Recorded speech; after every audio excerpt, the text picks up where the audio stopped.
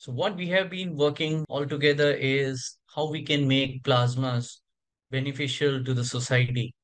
And so that we have a tagline, harnessing plasmas for a better tomorrow. Plasma is another state of matter. Solids, when we give energy to solids, they get converted to liquids. And when we give energy to liquids, they get converted to gases. And when we give further energy to gases, they get converted to plasma technology. Rudra plasma pyrolysis technology involves the disintegration of organic waste or polymeric waste using thermal plasma torch as a heat source. So we don't need oxygen or air to raise the temperature. And the temperatures are very, very high temperatures.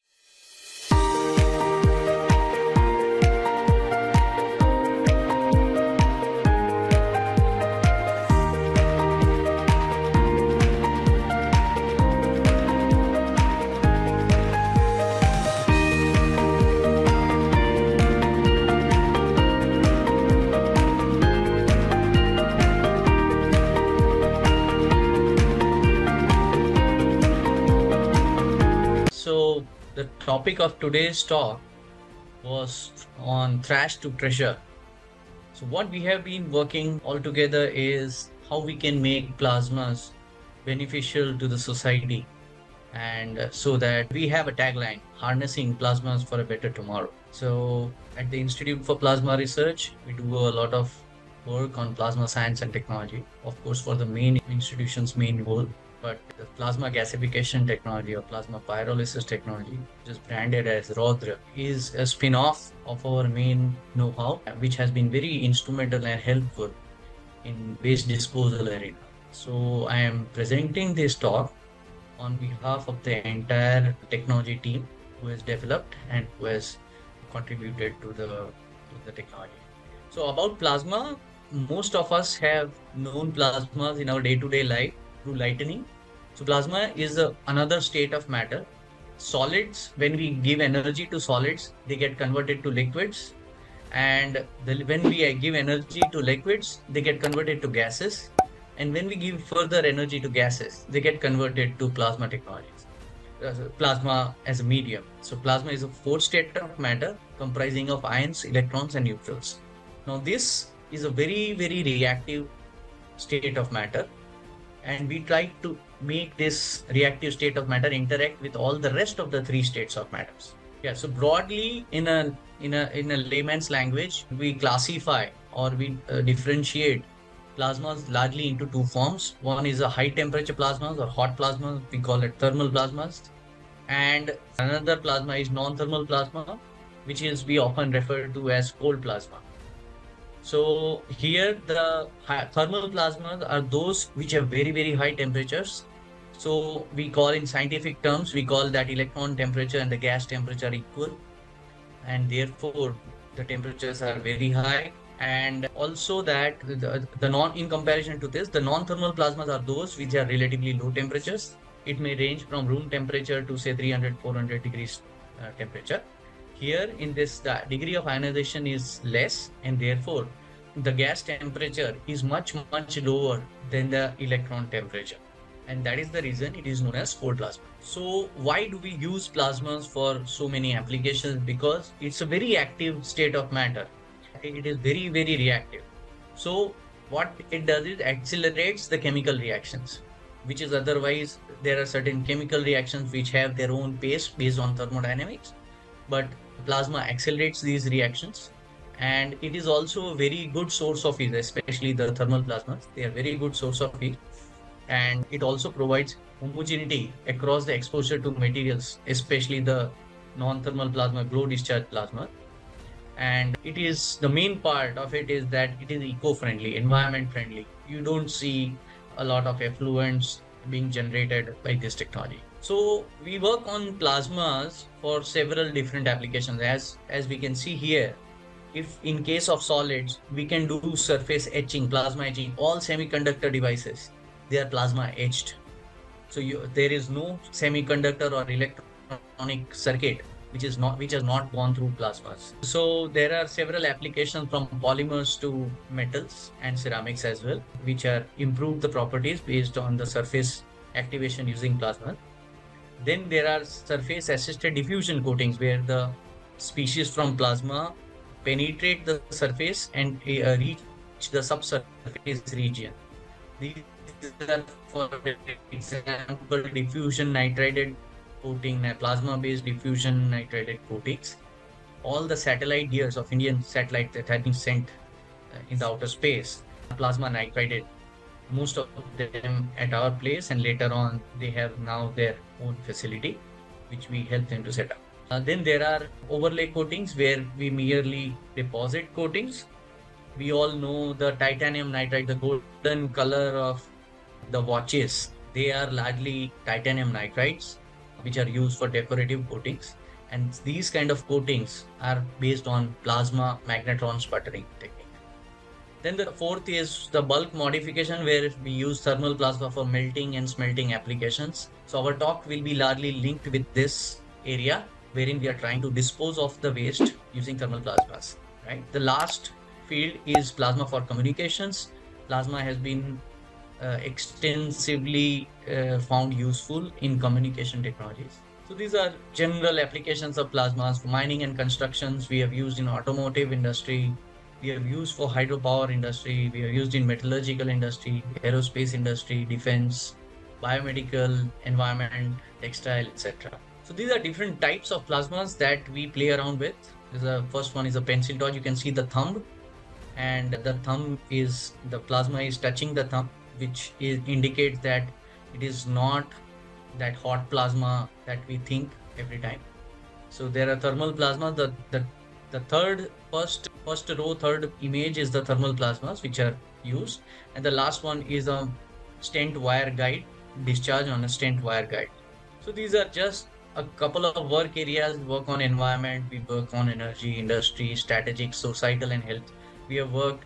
We also used artificial intelligence and deep learning for specific medical applications related to radiology. We have also worked on medical applications for skin treatment, for various other applications. We have also been working extensively on air purification, water purification, environment, etc. Yeah, so coming to the waste generation scenario, India, because it's a very populous country, it is very obvious that the waste generated is based on per capita occupancy, and therefore it is obvious that you'll be very fairly large waste generator. So what happens is there are lakhs of tons of MSW generated per day, and I have given a very low figure of 1500 tons per day in big cities. But so the worst part is the calorific value. Generally, all municipal solid waste treatment systems have not been successful to a very large extent in India, is for the primary reason that it does not have that kind of calorific value. So this calorific value is very important if you want to extract energy from waste. Like a lot of European countries and in US also, there have been gasification being done from MSW, municipal solid waste, but that is because the waste comprises of good calorific value waste also. In India, there have been selective plastic removal from the waste, which is again a source of income for the marginalized people coming from poor background. And so here, and also Indian municipal solid waste comprises of a lot of moisture. So these are some bottleneck. Almost 40% are in inorganics, means they are stones and inorganic materials, sand, stone, everything. Yeah, so these are just a glimpse of various types of waste: plastic waste, biomedical waste, tire waste. In one of the talks long time back in 2005, Lieutenant General V.K. Dheer, that time he was from the EME. He gave a talk in the IIM Ahmedabad at the Innovators of India conference. And that time he gave a number that India generates around 1 lakh tons of waste tires per year. So from defense vehicles. So this needs to be addressed, and plasma is surely one alternate option for energy recovery, etc.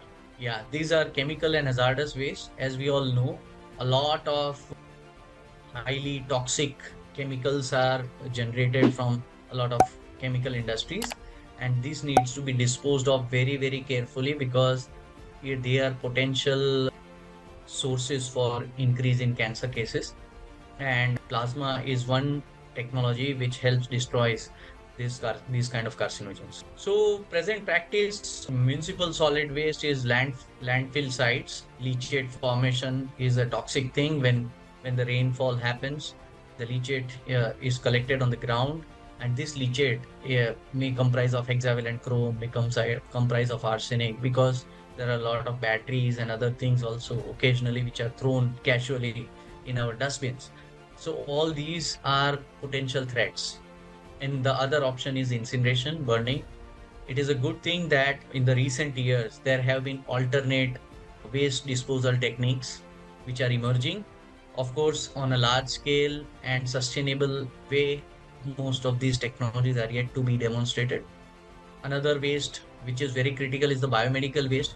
We all saw in the during the COVID times how important it was to dispose of this kind of infectious waste. And therefore, generally, conventionally, incineration or burning and autoclaving is the option which is being currently implemented.